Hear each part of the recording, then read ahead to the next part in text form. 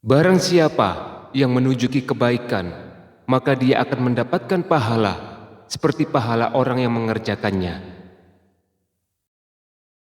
Bismillahirrahmanirrahim. Assalamualaikum warahmatullahi wabarakatuh. Sahabat Saktivi yang beriman, amal ibadah merupakan sesuatu yang sangat berharga sebagai bekal kita nantinya di hari kiamat. Namun apa artinya jikalau amal ibadah yang kita kerjakan selama kita hidup di dunia ini itu menjadi sia-sia?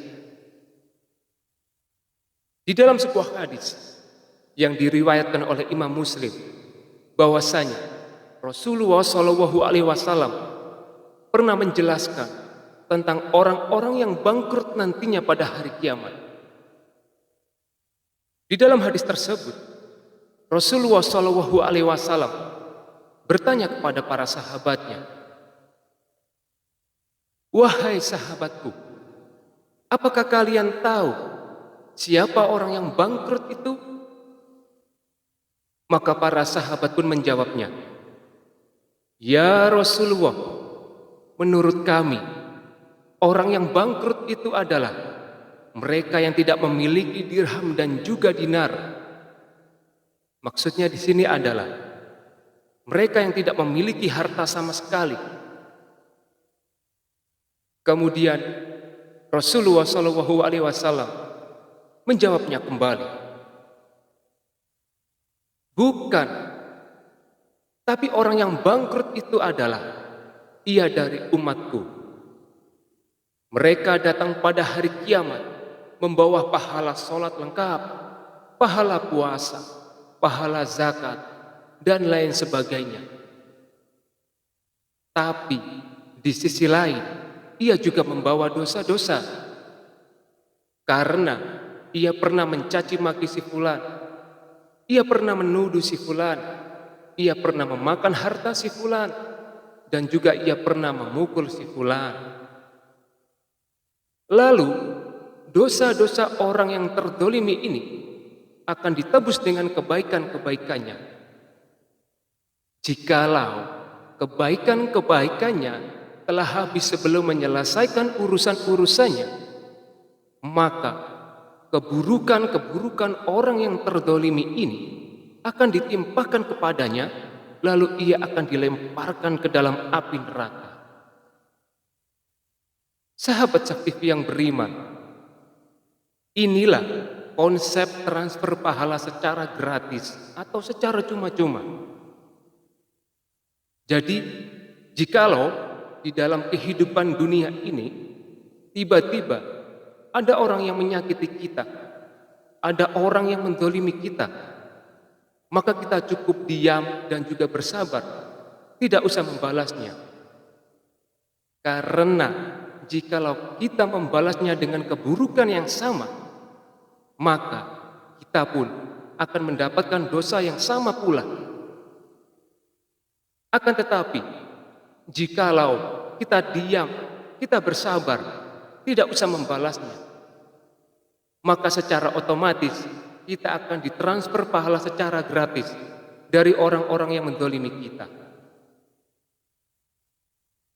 Di samping itu, nasihat ini juga pernah disampaikan oleh seorang ulama tabi'in yang bernama Ibnu Sirin.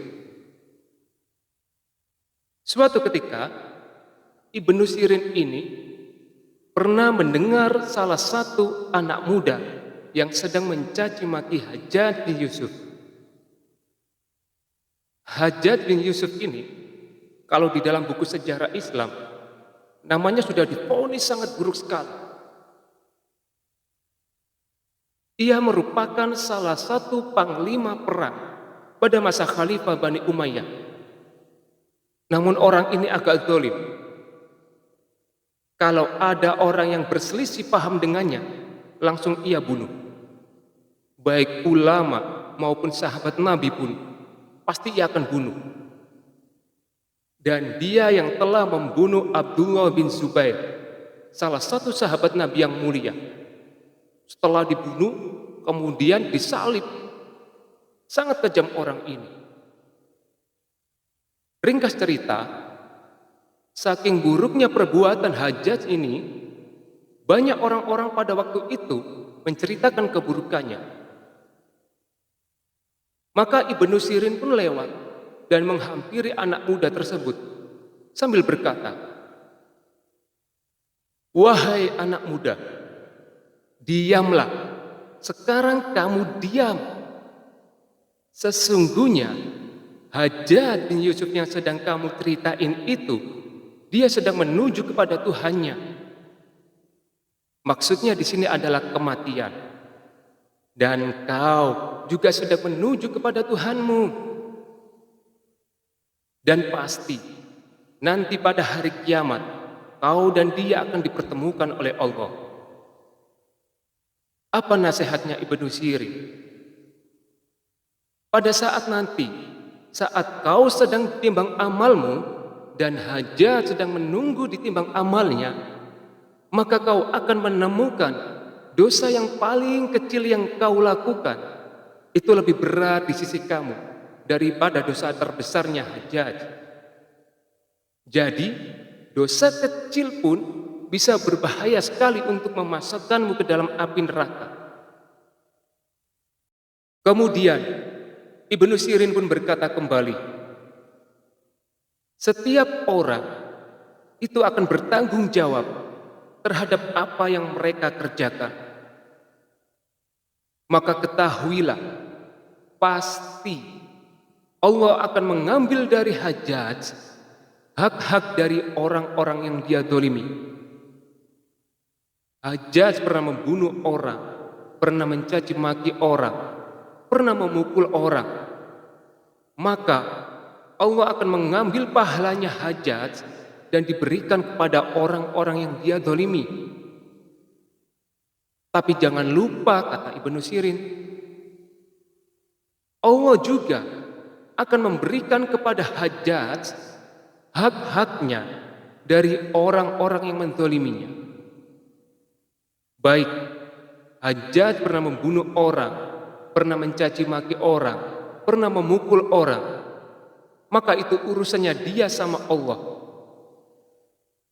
Akan tetapi, jikalau kau tidak bisa menasihati di depannya, maka jangan sekali-kali kau menceritakan keburukannya. Karena jikalau kau menceritakan keburukannya, maka Allah pun akan mengambil pahalamu dan diberikan kepada Hajjaj. Sahabat Safif yang beriman, betapa ruginya kita hari ini. Kita bersusah payah melaksanakan ibadah kepada Allah. Kita melaksanakan sholat jamaah di masjid 5 waktu, puasa Ramadan, puasa Senin Kamis, membaca Al-Quran, bersedekah, bahkan berzikir kepada Allah. Akan tetapi, pahala-pahala dari amal-amalan itu kita berikan secara cuma-cuma kepada orang lain karena gara-gara kita tidak bisa menjaga perbuatan kita terhadap orang-orang tersebut. Maka jangan sekali-kali kita mencari musuh pada hari kiamat. Berat, tanggungannya sangat berat. Makanya seorang Imam Bukhari suatu ketika beliau pernah ingin berburu bersama teman-temannya. Sambil menunggu teman-temannya, beliau sempat berlatih anak panah dan tidak sengaja anak panahnya ini terkena pagar tetangganya dan tercuil sedikit sekali. Maka Imam Bukhari pun memanggil pembantunya dan disuruh untuk menyampaikan kepada teman-temannya bahwa Imam Bukhari tidak jadi pergi berburu, dan juga untuk menyampaikan kepada tetangganya bahwa Imam Bukhari tadi sempat berlatih anak panah dan tidak sengaja anak panahnya ini terkena pagar tetangganya dan tercuil sedikit. Maka pergilah pembantu tersebut untuk menyampaikan kepada teman-temannya bahwa Imam Bukhari tidak jadi pergi berburu, dan juga untuk menyampaikan kepada tetangganya bahwa Imam Bukhari tadi tidak sengaja berlatih anak panah dan panahnya tadi terkena pagarnya dan tercuil sedikit. Maka kata tetangganya, "Mana kalau pagar saya tercuil?" Maka ditunjukkanlah sama pembantunya, dan ternyata benar, pagarnya tercuil sedikit sekali, hanya sebatas goresan kecil. Maka tetangganya pun berkata, "Jangankan pagar saya, rumah saya untuk dia akan saya maafin." Kemudian pergilah si pembantu tersebut dan memberikan informasi ini kepada Imam Bukhari. Apa yang terjadi ketika Imam Bukhari mendengarkan informasi ini dari pembantunya? Lihat reaksi orang-orang yang mengenal dengan Tuhannya, orang-orang yang mengetahui bahwa nanti ada siksa kubur, ada azab akhirat, dan ada siksa api neraka. Maka setelah Imam Bukhari mendengarkan informasi dari pembantunya ini, beliau langsung sujud syukur. Beliau langsung bersedekah, memberi makan anak-anak yatim dan orang-orang fakir miskin. Karena apa? Karena beliau tidak jadi memiliki musuh pada hari kiamat. Bayangkan, gara-gara tidak sengaja anak panah yang terkena pagar tetangganya dan tercuil sedikit, beliau pun sangat berhati-hati. Beliau langsung meminta maaf kepada orang tersebut. Lalu, bagaimana dengan kita hari ini? Terkadang banyak orang-orang di luaran sana sudah mencuri barangnya orang, sudah merusak barangnya orang. Bahkan lebih parahnya, dia bangga terhadap apa yang mereka kerjakan. Maka sekali lagi saya mengingatkan, wa may ya'mal mithqala dzarratin syarran yarah. Maka barang siapa yang mengerjakan suatu kejahatan seberat zarah, niscaya dia akan mendapatkan balasannya. Oleh karena itu, mari di sisa kehidupan ini, kalau kita memiliki salah terhadap orang lain, maka hari ini, saat ini juga, kita harus meminta maaf kepada orang tersebut. Karena belum tentu besok kita masih hidup. Belum tentu lusa atau minggu depan kita masih hidup. Karena yang namanya kematian, sewaktu-waktu akan tiba menghampiri kita. Sewaktu-waktu kita akan diambil menghadap kepada Allah Subhanahu wa Ta'ala. Semoga peringatan ini dapat bermanfaat kepada kita dan juga sebagai bahan evaluasi diri untuk merubah pribadi yang menjadi lebih baik lagi. Demikianlah yang bisa saya sampaikan. Kurang lebihnya mohon dimaafkan. Billahi fisabilil haq fastabiqul khairat. Assalamualaikum warahmatullahi wabarakatuh.